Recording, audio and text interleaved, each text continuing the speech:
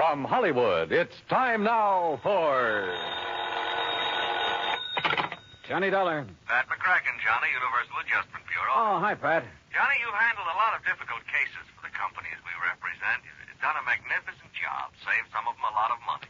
Sometimes nipped things in the bud even before they've happened. Pat. And there have been times when you've given up personal plans to take them on at a moment's notice and without question. Listen, that bush you're beating around is getting pretty big. All right, then I'll get to the point.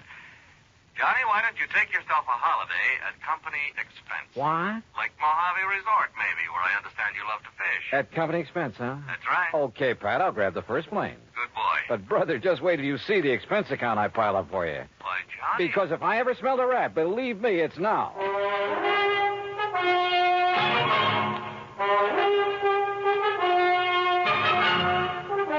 Bob Bailey, in the exciting adventures of the man with the action-packed expense account. America's fabulous freelance insurance investigator. Yours truly, Johnny Dollar.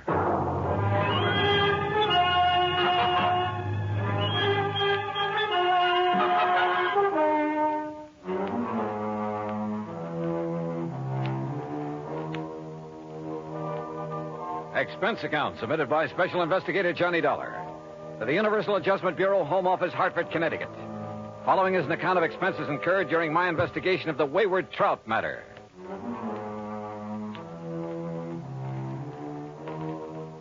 Expense account item 1, $174.50, plane fare, Hartford to Los Angeles and Los Angeles to Las Vegas.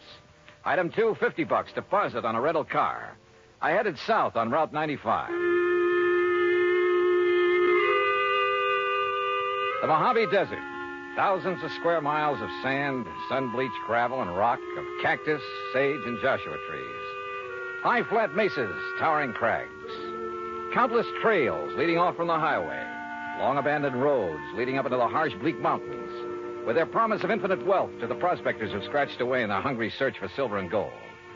And who knows, perhaps some of these were trails of the pioneers who beat a tortuous path westward to the great Pacific. Who, with their oxen and heavy wagons, were lucky if they made 6 miles a day. Yet here I was, cruising along at an easy 60 miles an hour. And above me, a jet plane, lazily tearing off 600 miles an hour.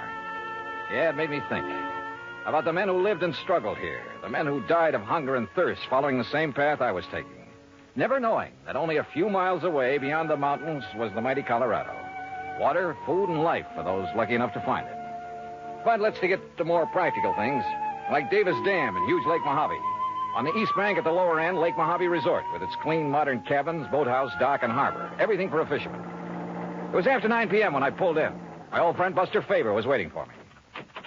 By golly, Johnny, I'm glad to see you. Yeah, same here, Buster. How are you? Before you start on why I'm here, how's the fishing? You remember Ham Pratt, the general manager? Sure do. How is he? Went out 3 days in a row, got 3 limits, 5, 6, 7 pounders. Oh, and I have to come here on business. Yeah, but as soon as you clear it up, you and I are going to do some fishing. Believe me, we'd better.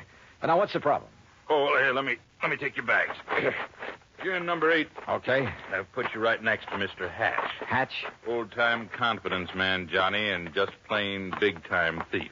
Oh, Gordon Hatch? That's the one. Used to operate up in San Francisco, over in Reno? Tried Las Vegas, too, but they ran him out. Sure. He served things like that. But they could never nail him for anything big. That's right. Sit down. Yeah. Well, what's he doing here? Oh, ordinarily, we'd give a man like that some excuse about being full up, something like that. I should think so. But Ham and I decided if we let him stay, and with somebody like you here, well, maybe we could do a kind of public service. Keep talking, Buster. Well, Tuesday morning, I got a call from some wealthy folks in Los Angeles. They wanted accommodations for themselves and their wives beginning tonight. They're doing now. So? Well, Tuesday afternoon, this Gordon Hatch came barreling in. My wife, Marilyn, not knowing who he was, put him in number 7. What are you getting at, Buster? Well, those folks from L.A. have been here before, Johnny, and the women always come with enough furs and jewelry. To a fishing resort?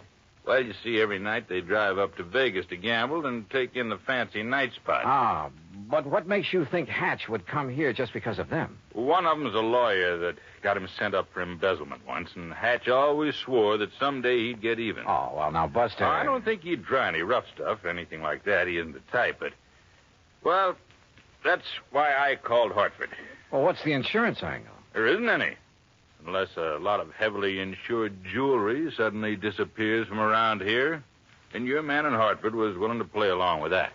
Yeah, I see. Well, so do I. I see we have another guest buster. How do you do? My name is Gordon Hatch. Mr. Hatch, this is Johnny Dollar. He's come for a few days fishing, the same as you. Excellent. We must go out together, Mr. Dollar. I found a couple of wonderful spots. Yeah, I understand you had pretty good luck, sir. Oh, didn't Ham Pratt tell you about the big one I got over near Sculpture Rock? Nearly 10 pounds. I'm keeping him in a live box so I can take him back to Los Angeles and have him stuffed. Live box? Yes. It's a big sort of box made of heavy screen, Johnny. You leave it in the water, it'll keep the fish alive for days. That's right. Well, aren't you afraid somebody will walk off with them? Oh, the nice people who come to this nice place? Of course not. And as a fisherman, I'm sure you know that even the worst crook in the world wouldn't touch another man's catch. Yeah. Look, excuse me, I hear some cars coming down the road. Must be the folks I'm expecting. Why, of course, Buster. I'll see you later. Right. Any plans for the evening, Mr. Dollar?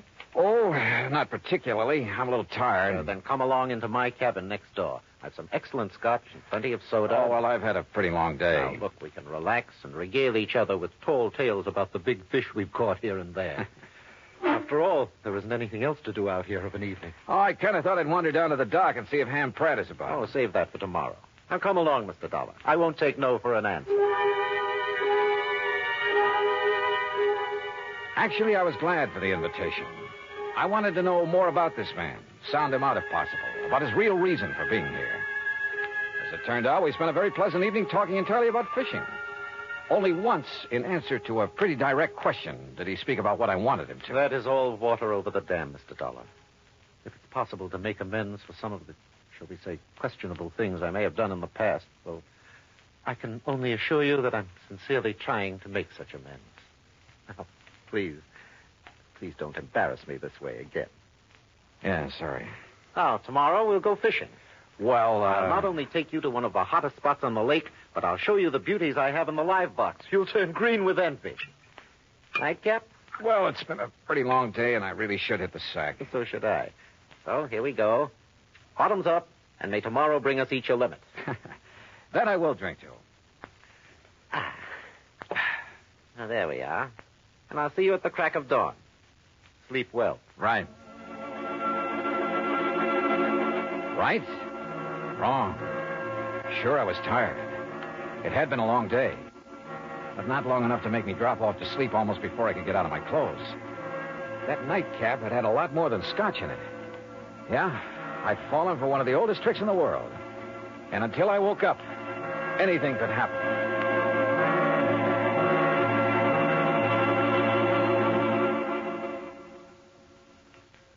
Act two of yours truly, Johnny Dollar, in a moment.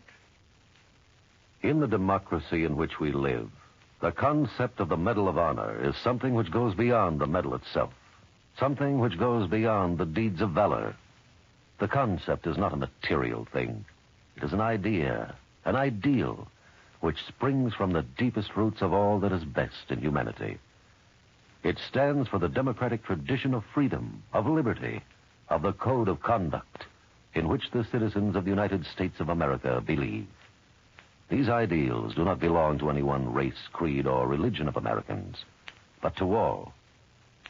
Private First Class Sadao S. Munimori of the 100th Infantry Battalion of the United States Army proved the validity of these ideals on April 5th, 1945. Pinned down by enemy fire from artillery and machine guns in the hilly Seravezza section of the Apennine Mountains, PFC Munimori found himself in charge of his squad after the corporal had been killed. During a lull in the shelling, the men advanced, but were forced to take cover from machine gun fire. Grabbing some hand grenades, PFC Munimori rushed forward and demolished the enemy machine gun nest. Again, the men advanced, but another machine gun forced them to take cover. Munimori continued his assault with grenades and destroyed another machine gun. The enemy opened up with grenades. Munimori crawled back for more ammunition to a shell crater that shielded two of his men. As he reached the edge, an enemy grenade bounced off his helmet and into the crater. He immediately dove into the crater and smothered the deadly grenade blast. For saving two lives at the cost of his own, Private First Class Sadao Munimori was awarded the Medal of Honor. Devotion to his men and to his duty exemplified the highest ideals of the code of conduct. And now, Act Two of yours truly, Johnny Dollar and the Wayward Trout Matter.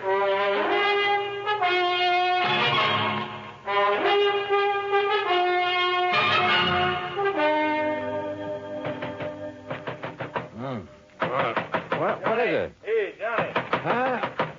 Oh, it's Buster. Huh? You all right in there, Johnny? Oh, sure, I'm all right. Here, look. Holy moly, what time is it anyway? Almost 9 o'clock. Oh, look at those big red eyes. You weren't kidding. I feel as though Where's Gordon Hatch? Went out fishing at the crack of dawn. Said you'd promised to go with him, but he pounded on your door and finally gave up. Johnny, you look like you... Hey, Buster, the folks you were expecting in from Los Angeles. Yeah, they came right after I left you and Mr. Hatch last night. 6 of them. I figured you wanted to be alone with Hatch to sort of feel him out. Yeah, I did. But is everything all right? Yes, as far as I know. And the point is, did you learn anything from Mr. Hatch last night? Only that he claims to have turned over a new leaf, is now the soul of integrity. Yeah? Well, I wonder. You say he's out fishing, huh? That's right. Know where he went? Well, one of his favorite holes, the one I told him about, is in the big basin about 10 miles up the lake. What about the folks from L.A.? They're still asleep in their cabins. Look, Johnny, like I told you, Hatch isn't the kind of trying any rough stuff, even against Mr. Fellows, the lawyer who sent him up one time. And he's here with that party? He's the one that organized it, made the reservations. Now, listen, Johnny, I may be all wrong about Hatch. In spite of his threat to get even with Fellows? Well, I mean, maybe he's gone straight. He certainly acts like a nice enough guy. Yeah. Well, the only thing I can do is keep an eye on him. If he makes a play, I'll nab him. If he doesn't, well, my trip out here will have been wasted. Wasted? I thought you and I were going to do some fishing. Oh, well, now that's different. Ooh. Hey, I better get some breakfast in me. Yeah, sure. I'll tell Mary over at the cafe to have it ready for you. Yeah, okay, Buster. Sunny side up with plenty of strong, dark black coffee.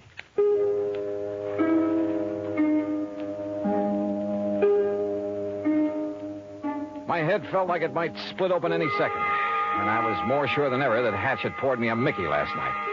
Yet he had expected me to go out on the lake with him this morning.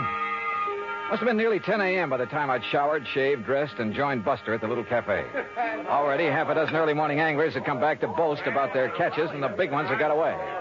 Now, don't you tell us all, Buster, but that big one, Buster, he must have been 8.5 pounds. Yeah, I'm sure it was, Mr. Hector. Well, the place I lost him was in the second cove this side of the dam by the big square rock. Second cove this side of the dam, did you say? That's right next to the big square rock. Hey, Jim, I know a great spot for us to try this afternoon. Yeah, I heard that, too. Now, don't you tell us all about that spot, Buster. Cross my heart, Mr. Hector. Good. Say, Henry, I want to tell you about a place I found this morning. You feeling any better, Johnny? Yeah, much. Now, listen. If Gordon Hatch is up here after the money and jewelry of Mr. Fellows and his party, or for any reason at all connected with them, yeah? I think you and I had better hop into a boat and get... Mr. Fellows. Oh, yes, Miss Fellows. Good morning. Please come outside quickly. Come on, Johnny. Right. Miss Fellows, this is Johnny Dollar, friend of mine, special investigator. Oh, thank goodness you're here, Mr. Dollar. Buster, we'd been robbed. What? When, Mrs. Fellows? Sometime during the night. All our jewelry, Mrs. Harkins and Mrs. Peterson's and mine. Why, it must be hundreds of thousands of dollars worth. My diamond brooch alone is worth... you found him, Martha. Yes, Ralph. Oh, this is Mr. Dollar, and he's some kind of an investigator. Good. I've heard of you, Dollar. I've told them, Ralph, about the jewelry. Yeah, well, whoever did it got our money, too. With all we brought along to gamble in Vegas, it must be over $20,000. And how he managed to sneak into our cabins... And without waking us, too. Of course, we were pretty tired last night. Well, good morning. Oh, Mr. Pratt. Oh, what seems to be... Johnny, glad to see you. How are you, Ham? I got some bad news for you. Yeah, Ham, it looks like he's done it. Oh? Gordon Hatch? Yeah. Better make a thorough search of his cabin. Gordon Hatch? Oh, no. I'm afraid so. Great Scott. So, Ham, look in his luggage, under the mattresses, anywhere else you can think of. Right, Johnny. Mr. Dollar, do you mean to say that Gordon Hatch is here at this point? Better look in his car, too, Ham. Under the car and the upholstery. Look here now, Mr. Dollar. Sorry, Mr. Fellows. I'll have to talk to you later. Come on, Buster. You and I are going for a boat ride.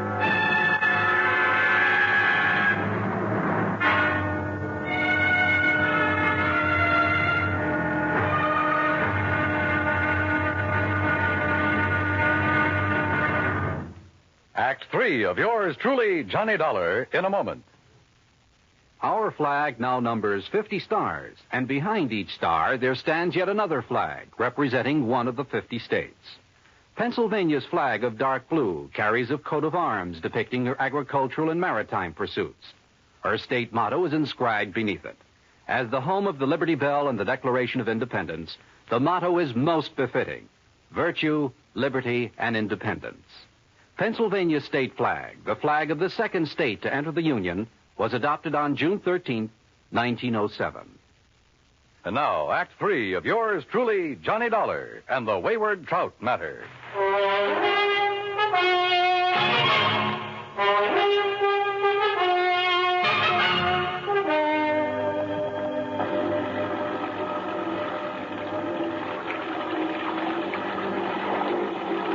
Lake Mojave was calm as a mill pond, and Buster made the spray fly as we headed almost due north up toward the big basin. But we didn't have to go that far. Buster, with the sharpest eyes I've ever known, spotted the ripples from the wake of a boat that had pulled into a deep, winding cove on the Arizona side. Hang on, Johnny. Looks to me like Hatch's boat went in that cove. You mean to say you can tell what boat made that wake? Plain as a pair of footprints in the sand when the lake is calm like this. First thing I want to do is inspect that boat of his. You think he might have the jewelry and money on board? He's too smart to have left them around the cabin or his car. Look, that's his boat in there, all right. Tied up that low, rocky ledge that sticks out. What under the sun is he doing there, between his boat and that ledge? Well, it looks to me like he's trying to hide something there in the water. But we'll soon find out.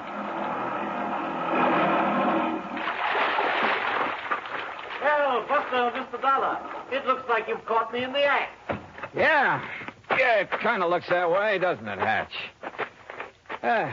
What were you so busy shoving down in the water between your boat and that ledge when we pulled out? Well, I figured no one would find it here, Mr. Dollar. Yeah, I'll bet. But I decided to move the live box into this hidden cove when I first came out this morning.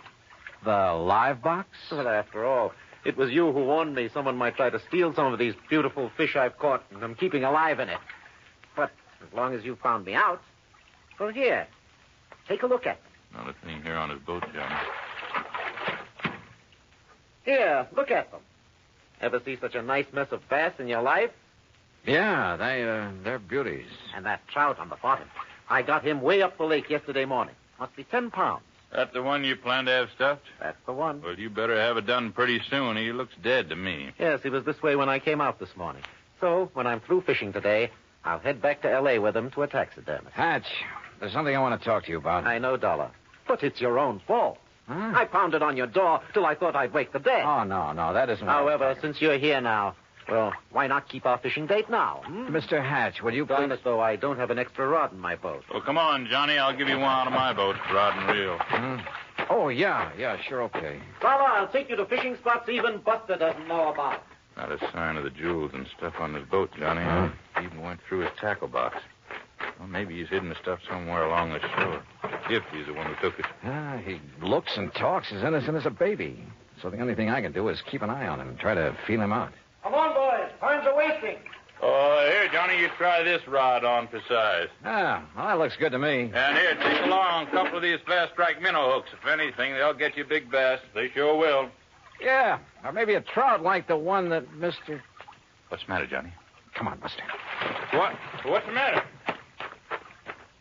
Well, it's about time. What were you two gabbing about over there? Say, Hatch, I want another look in the live box at that big trout. I don't blame you a bit.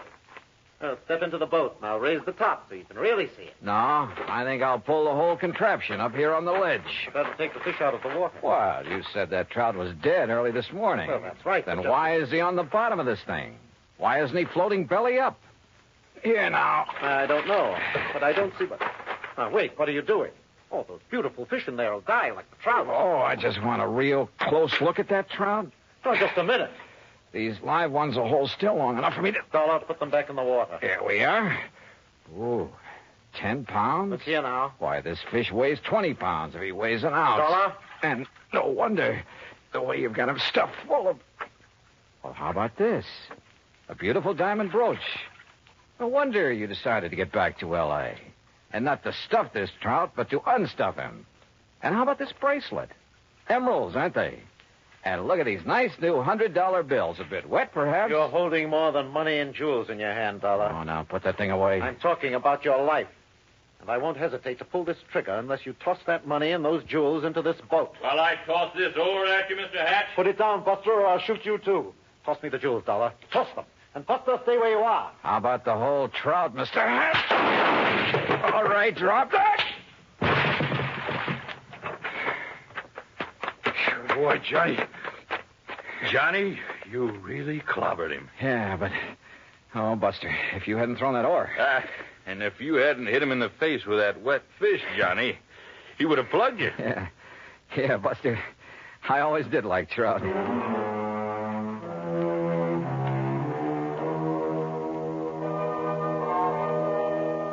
Expense account total, including boat and bait for 5 days of really great fishing, cabin rental and meals, and trip back to Hartford, $815 even. Yours truly, Johnny Dollar.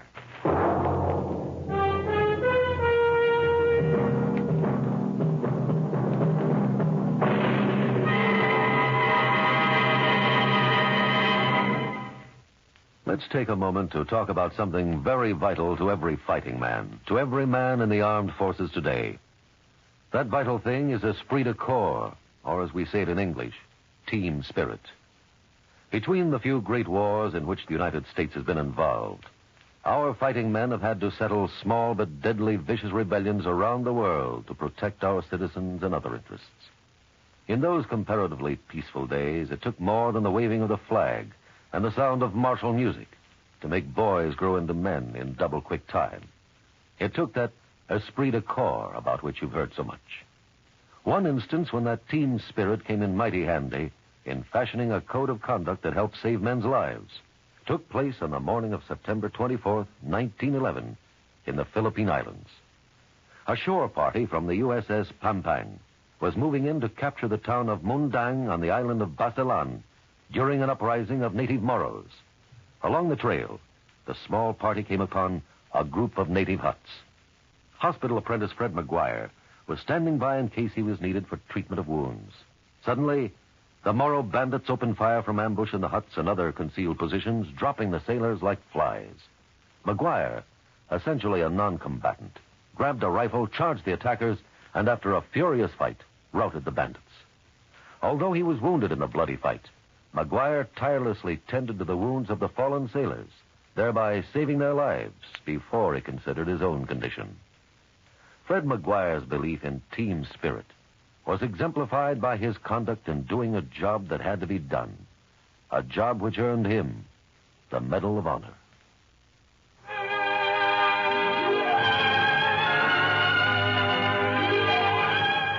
Yours truly, Johnny Dollar, starring Bob Bailey, originates in Hollywood and is produced and directed by Jack Johnstone, who also wrote today's story. Heard in our cast were Eleanor Audley, Larry Dobkin, Barney Phillips, Edgar Barrier, Junius Matthews, Russell Thorson, and Alan Reed. Be sure to join us next week, same time and station, for another exciting story of yours truly, Johnny Dollar. This is Dan Cubberly speaking.